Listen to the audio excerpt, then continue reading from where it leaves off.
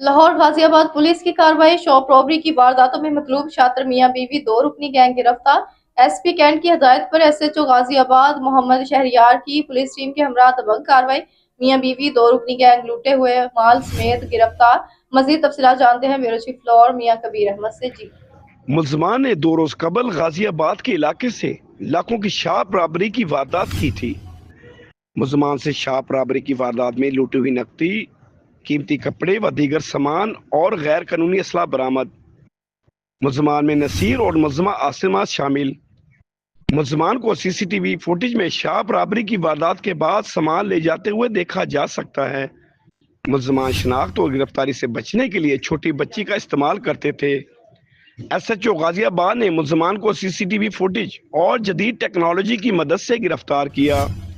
गिरफ्तार मुलजमान के खिलाफ मुकदमा दर्ज, मजीद तफ्तीश के लिए हवाले इन्वेस्टिगेशन विंग कर दिया गया।